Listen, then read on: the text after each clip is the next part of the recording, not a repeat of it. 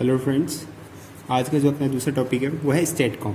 अपन इसके अंदर कुछ मेन पॉइंट्स हैं उनको देखने की कोशिश करेंगे कि जनरली स्टेटकॉम क्या होता है, मतलब उसका बेसिक इंट्रोडक्शन, फिर स्टेटकॉम वर्क कैसे करता है यानी उसका बेसिक प्रिंसिपल, और लास्ट में इसकी आईवी कैरेक्टरिस्टिक देखेंगे। ठीक है, और इसको अपन इस तीनों चीज़ों को इस पूरे वीडियो में समझने की कोशिश करते हैं। तो जनरली अब स्टेटकॉम किस चीज़ का रिप्रेजेंट करता है, किस चीज़ के लिए स्टैंड करता है? स्टेटकॉम मतलब स्टैटिक सिंक्रोनस कंपनसेटर। अब कंपनसेटर क्या होता है? सबसे पहले अपन कंपनसेटर का मतलब समझते हैं, भैया कंपनसेटर क्या है। अब कंपनसेटर क्या होता है? कंपनसेटर मीन्स ऐसा डिवाइस हो गया जो किसी चीज़ को कंपनसेट कर रहा है, या कोई चीज़ है जो किसी चीज़ को कंपनसेट कर रही है। अब कंपनसेट मतलब क्या होगा कि किसी चीज़ का बैलेंस करना। किसी एक चीज़ अगर मान लो अपनी कोई क्वांटिटी ज़्यादा है तो अपन क्या करेंगे, सेम क्वांटिटी दूसरे अपोजिट में उस लगाएंगे, जिससे क्या होगा, वो जो क्वांटिटी है वो कंपनसेट हो जाए, मेंटेन हो जाए। जैसे कि अपन पावर सिस्टम पढ़ रहे हैं तो पावर सिस्टम में बात करते हैं, अगर सिस्टम है जिसके अंदर रिएक्टिव पावर का अगर अमाउंट ज़्यादा हो जाता है तो रिएक्टिव पावर का अमाउंट ज़्यादा होने के कारण क्या होता है, वोल्टेज ड्रॉप इंक्रीज हो जाता है, तो लॉसेज इंक्रीज हो जाता है। तो अपन को वो तो चाहिए नहीं, तो अपन क्या करते हैं, रिएक्टिव पावर को एब्जॉर्ब करने की कोशिश करते हैं कि जिससे क्या हो जाए, जो रिएक्टिव पावर की एक सर्टेन जो लिमिट है उसमें वो रिएक्टिव पावर मेंटेन रहे।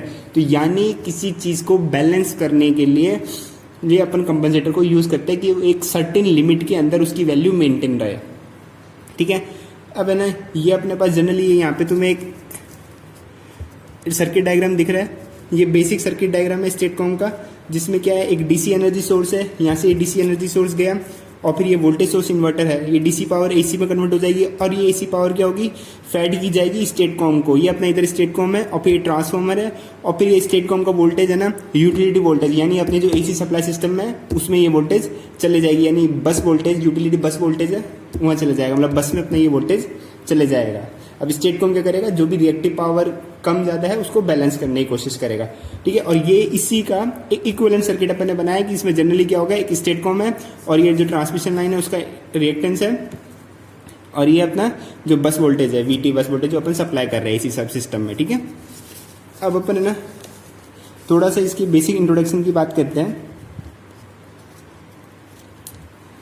It is a shunt-connected reactive power compensation device that generate or absorb reactive power to control the voltage within a certain suitable limits power system performance। इसका मतलब क्या हो गया कि स्टेटकॉम क्या है, शंट में लगने वाला, शंट में कनेक्ट होने वाला एक रिएक्टिव पावर कंपनसेशन डिवाइस है। मतलब ये रिएक्टिव पावर को कंपनसेट करता है, बैलेंस करता है विद इन अ लिमिट में।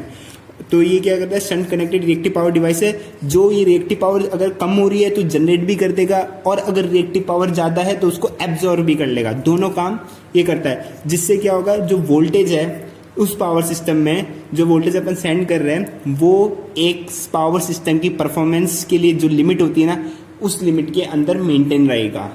ठीक है, दूसरी बात कहते हैं, it also compensate real power also as if needed.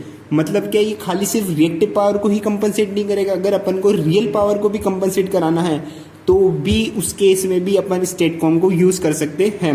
अब स्टेटकॉम क्या करता है, ये जनरेट करता है 3 साइनसोइडल वोल्टेज। मैंने बताया ना, ये अपन ने एक सर्किट डायग्राम से, इसको पहले बताता हूँ फिर इसको सर्किट डायग्राम समझाता हूँ इस लाइन को। It generate 3 sinusoidal voltages at fundamental frequency at controllable amplitude and phase angle। इसका मतलब क्या होगा, स्टेटकॉम है ना 3 साइनसोइडल वोल्टेजेस को जनरेट करता है फंडामेंटल फ्रिक्वेंसी पे, जिसका एम्पलीट्यूड और फेज एंगल कंट्रोलेबल होता है। ठीक है, इसका मतलब क्या हो गया, सर्किट डायग्राम से समझने की कोशिश करते हैं अपन इसको। ये स्टेटकॉम है, ये अपन ने वोल्टेज यहाँ दिया। अब यहाँ तो जो वोल्टेज जनरेट हुआ वो आया, अब मेरे को वोल्टेज विद इन इसमें लिमिट को मेंटेन रखना है, रिएक्टिव पावर ज़्यादा है कम है, तो वो यहाँ पे जो वोल्टेज जनरेट करेगा वो ये 3, मैंने बताया ये जनरेट करता है 3 sinusoidal voltages of fundamental frequency. ये वोल्टेज यहाँ जनरेट करता है, अब जनरेट करता है। ठीक है, और लास्ट पॉइंट एक क्या आता है, tenancy valley authority install first ±100 MVA STATCOM इन सुलिवन वैली। मतलब एक ये टीवी अथॉरिटी है जिसने ना पहली बार इस स्टेटकॉम को इंस्टॉल किया था, जो भी कितना है ±100 MVA का है। सुलिवन वैली में इन्होंने पहला स्टेटकॉम को इंस्टॉल किया गया था। ठीक है। तो ये जनरली था बेसिक इंट्रोडक्शन स्टेटकॉम होता क्या है। अब अपन इसके ना वर्किंग प्रिंसिपल पे चलते हैं कि वर्किंग प्रिंसिपल क्या है इसका। अब देखो अपन इसके वर्किंग प्रिंसिपल को समझने की कोशिश करते हैं कि वर्किंग प्रिंसिपल क्या है और क्या कहना चाहता है।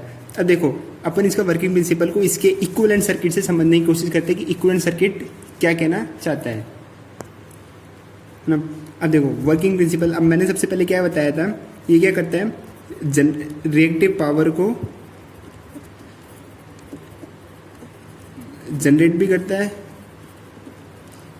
और एब्जॉर्ब भी करता है, दोनों करता है। और अगर ज़रूरत हो तो ये रियल पावर को भी कंपनसेट करता है, ठीक है। ज़रूरत हो तो रियल पावर को भी करता है और रिएक्टिव पावर को तो जनरेट एब्जॉर्ब करता ही है जब ज़रूरत होती है। अब ये कब रिएक्टिव पावर को जनरेट करेगा और कब एब्जॉर्ब करेगा उसको अपन इस इक्विवेलेंट सर्किट से समझने की कोशिश करते हैं। अब देखो अगर ये जो अपना है ना स्टेटकॉम का वोल्टेज है, यानी जो एम्पलीट्यूड ऑफ है ना output voltage of N STATCOM है, ये स्टेटकॉम का आउटपुट वोल्टेज हो गया। अगर ये जो वोल्टेज है ये ग्रेटर देन बस वोल्टेज से हो गया, यानी कब जनरेट कब करेगा, अपन पहले जनरेट की कंडीशन देखते हैं कि कब जनरेट करेगा। जनरेट जब करेगा जब जो स्टेटकॉम का वोल्टेज है ना, जो एम्पलीट्यूड ऑफ ना आउटपुट वोल्टेज ऑफ स्टेटकॉम है वो जब greater than the utility voltage हो जाएगा। जब ये कंडीशन अपनी है ना सेटिस्फाई कर जाएगी ना, तब उस टाइम क्या होगा, ये रिएक्टिव पावर को जनरेट करेगा। क्यों? क्योंकि इस टाइम क्या होगा, जब सप्लाई ये वाला VS वोल्टेज ज़्यादा है तो जो करंट की डायरेक्शन है वो अपनी सप्लाई होगी कहाँ से, स्टेटकॉम से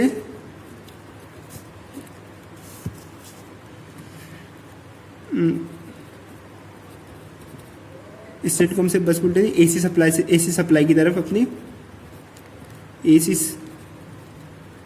ठीक है। यानी है ना देखो जनरेट कब करेगा, जब है ना जो है ना स्टेटकॉम का आउटपुट वोल्टेज है ना वो ग्रेटर देन भी है ना बस वोल्टेज से हो जाएगा। तब उस टाइम क्या होगा, करंट की डायरेक्शन होगी ना वो स्टेटकॉम से AC सप्लाई सिस्टम की तरफ जाएगी। यानी यहाँ से जो करंट की डायरेक्शन होगी वो यहाँ से इधर जाएगी, यानी ये जो IQ है स्टेटकॉम करंट है ये यहाँ जाएगा। तो इस टाइम क्या करेगा, ये जो स्टेटकॉम है वो रिएक्टिव पावर को जनरेट करेगा। अब एब्जॉर्ब कब करेगा, अब अपन एब्जॉर्ब की बात कर लेते हैं। एब्जॉर्ब जब करेगा जब जो ये सप्लाई वोल्टेज है ना स्टेटकॉम का जो एम्पलीट्यूड ऑफ द स्टेटकॉम का वोल्टेज है आउटपुट में वो जब लेस देन हो जाएगा उस वोल्टेज से, किससे, बस वोल्टेज से लेस देन हो जाएगा, तब ये क्या करेगा, रिएक्टिव पावर को एब्जॉर्ब करेगा। क्यों? क्योंकि इस टाइम जो करंट की डायरेक्शन है ना, जो करंट की डायरेक्शन है वो कहाँ से हो जाएगी, जो करंट की डायरेक्शन है वो अब AC सप्लाई से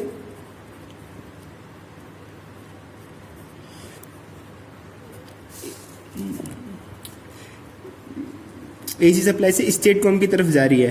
करंट की डायरेक्शन अपोजिट हो गई, यानी अपन को सिस्टम से अब स्टेटकॉम में ना करंट की डायरेक्शन हो गई अपोजिट हो गई। तो उस टाइम क्या करेगा, ये रिएक्टिव पावर को एब्जॉर्ब कर लेगा, ठीक है। क्योंकि जनरली क्या होता है, अपन ने जो शंट और सीरीज कंपनसेटर पढ़े हैं, अपन ने शंट और सीरीज कंपनसेटर में पढ़ा है कि अपन शंट कैपेसिटर या ना शंट रिएक्टर, सीरीज रिएक्टर को यूज करते हैं। क्यों यूज करते हैं? क्योंकि क्या होता है, अब जब है ना सेंडिंग एंड का रिसीविंग एंड का voltage is greater than the sending end voltage हो जाए, उस टाइम क्या होता है, अपन सीरीज रिएक्टर को यूज करते हैं जो कि आता है रिएक्टिव पावर को एब्जॉर्ब कर लेता है। तो सेम कंडीशन यहीं पे यही हो गई कि जो अपना रिसीविंग एंड वोल्टेज है वो ग्रेटर देन हो गया सेंडिंग एंड वोल्टेज से। तो उस टाइम क्या होगा, ये रिएक्टिव पावर को एब्जॉर्ब करेगा और जो करंट की डायरेक्शन होगी वो AC सप्लाई से स्टेटकॉम की तरफ होगी, ठीक है। तो यही जो सेम फिनोमिना अपन ने ना रिएक्टिव पावर के लिए देखा है ना, वही सेम फिनोमिना वर्क करता है रियल पावर के कंट्रोल के लिए।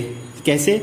अगर है ना जो ये जो सप्लाई अपन इक्विवेलेंट सर्किट से देखें तो ये जो क्या है स्टेटकॉम का आउटपुट वोल्टेज है और ये बस का वोल्टेज है। अगर है ना इस जो फेज डिफरेंस है ना, जो फेज शिफ्ट है, अगर अब अपन ना रियल पावर के कंपनसेटर का एक बार लिख के बताता हूँ।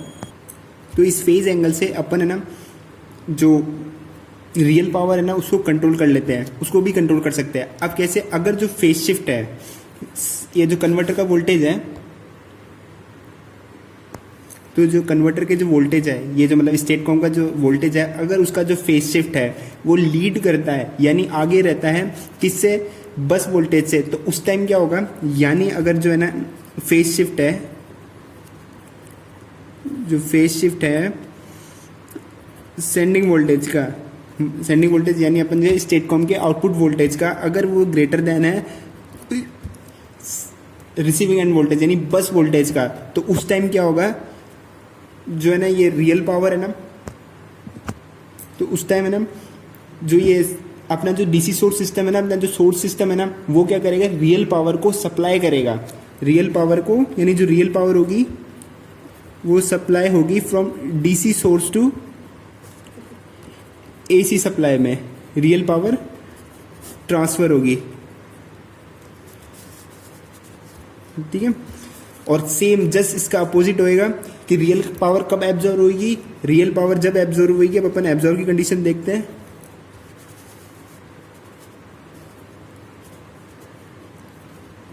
एब्जॉर्ब कब होगा, वही जब जो फेज शिफ्ट है, फेज शिफ्ट ये जो आउटपुट वोल्टेज है स्टेट कॉम का मतलब कन्वर्टर का आउटपुट वोल्टेज है, वो जब लेस देन हो जाएगा कहते हैं बस वोल्टेज से, तो उस टाइम क्या होगा, जो रियल पावर होगी वो एब्जॉर्ब होगी, और तब और जो डायरेक्शन हो जाएगी रियल पावर सप्लाई की वो चेंज हो जाएगी, वो क्या हो जाएगी, AC supply to DC source की तरफ, जो भी अपना डीसी सोर्स है, जो भी अपना एनर्जी सोर्स है उसकी तरफ, ठीक है। तो ये जनरली क्या था, बेसिक प्रिंसिपल था स्टेट कॉम का, कि स्टेट कॉम कैसे वर्क करता है, कैसे वो जनरेट करता है रियल पावर रिएक्टिव पावर को, और कैसे एब्जॉर्ब करता है रियल और रिएक्टिव पावर को। तो अपन ने अभी इसका बेसिक सर्किट डायग्राम देखा, इंट्रोडक्शन देखा, वर्किंग प्रिंसिपल देखा। अब अपन इसके कुछ मेन पॉइंट्स, ये क्या इसके एडवांटेज है, मतलब किस चीज़ में ये बेटर है, क्या इसकी बेटर परफॉर्मेंस है, और इसके आईवी कैरेक्टरिस्टिक, इन दो चीज़ को और देखते हैं और ये टॉपिक यहीं ख़त्म करते हैं। आईवी कैरेक्टरिस्टिक से पहले अपन इसे कुछ मेन पॉइंट्स देख लेते हैं कि स्टेट कॉम को यूज़ करने से वो जो अपना ये जो पावर सिस्टम्स की परफॉर्मेंस है उसमें क्या क्या इंप्रूव कर देता है, क्या क्या बेटर अपन को अचीवमेंट मिल जाता है स्टेट कॉम को यूज़ करने के लिए।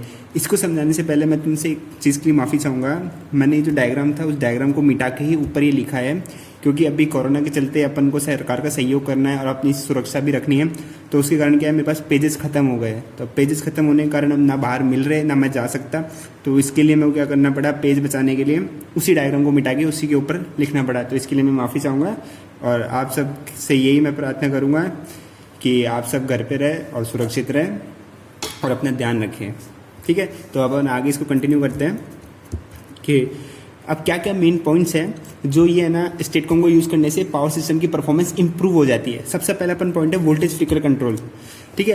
अब ये क्या करता है, जो वोल्टेज फ्लिकरिंग की प्रॉब्लम आती है ना सिस्टम्स के अंदर, उसको भी कंट्रोल करता है, यानी उसमें इंप्रूव कर देता है, यानी वोल्टेज फ्लिकर की प्रॉब्लम कम हो जाती है स्टेट कॉम को यूज़ करने से, ठीक है। दूसरा होता है dynamic voltage control of transmission and distribution network. जो डायनामिक वोल्टेज कंट्रोल होता है ना ट्रांसमिशन एंड डिस्ट्रीब्यूशन नेटवर्क, उसकी परफॉर्मेंस में भी ये क्या करता है, इंप्रूव कर देता है, ठीक है। जो पावर ऑक्सीलेशन डैम्पिंग होती है, अब जो ऑक्सीलेशंस होते हैं जनरली, जो पावर का ऑक्सीलेशंस होता है जो वेरी होता है, तो उसको कंट्रोल करने के